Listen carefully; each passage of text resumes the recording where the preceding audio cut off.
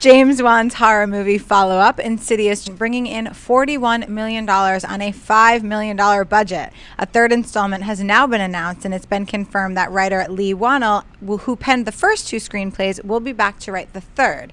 There is no mention of a director or actors so far, and it seems unlikely that Whan will be back, as he recently stated that he is finished with the horror genre. Schnepp, what do you think of this Insidious 3 news? I think it's good news. You know what? I saw Insidious, and I was not a super fan of it. I liked the first half and did not like the second half. And then I saw The Conjuring, and I loved The Conjuring. So now that Insidious 2 has come out, I've still not seen it yet, but I'm going to see it based on everyone's reviews and people telling me how clean. So now I'm sold on it, so I want to see it. Yes. And someone's just going to, back up a dump truck at James Wan's house and be like, come on, man, do that trilogy. How many directors get to finish a trilogy? Like, you did 1 and 2, and you're going to bail on 3. Look, Abrams can't do the third Star Trek. I know a lot of the Trekkies are happy about that, but I'm not. I would have liked him to have finished the trilogy. So, Juan, if you're listening, do that third movie. Just get that money, son. You know? Get the dollar bills, yo. Yeah, I saw Insidious 2. I did the junket in New York, and it is deliciously weird, as you called it, bonkers.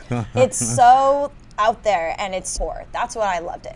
And I actually asked the actors, I'm like, how would you categorize this film? Because it has so many different elements, and it's really weird. I definitely was smirking a lot. And he's so good at The Conjuring. Like, he's so good at this genre, and just because you're really great at something doesn't necessarily mean you have to walk away from it forever. You're doing Fast 7, son. You know, I think that is definitely straying away from what you've been. That's more than a toe dip. That's like exactly 360. Yeah. And I think part of why Insidious Chapter 2 was so good is that all of the elements were there from the first. It was literally the same thing, and it felt like that. It literally picked up from right in the beginning. The end of the first film picked up right in the beginning of the next, and I love that. And I just think that maybe a big element will be missing if Juan does not come back. And it's not to say that someone might not get in there and do a good job. But, also speaking with the actors, one of the big reasons they wanted to come back was because they loved working with Juan. So does that mean it's going to be a whole new, reboot, have nothing to do with the original film, really? So it will be interesting, but I definitely like what you said. If he could finish the trilogy, I think he'd be great at it. And he's already, diversifying it up a bit, so why not? We'll not be seeing it. But Schnepp was polling. We were in an elevator the other night, and he was polling all the people in the elevator that had just come out of the movie, and they were all said that it was amazing and scary. So it's creepy. You have that awkward silence in an elevator. I love breaking it and just like busting off like right away talking to someone. So what movie did you see? The whole family was like, we saw, Insidious 2, and then another couple was like, we saw it too. It was like, was it scary? Did you like it?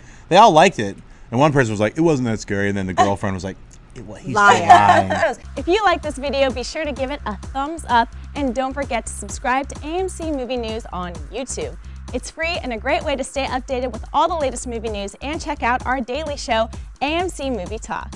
Also, don't forget to check us out on Facebook and Twitter to stay in the loop for our special prizes, giveaways, and contests.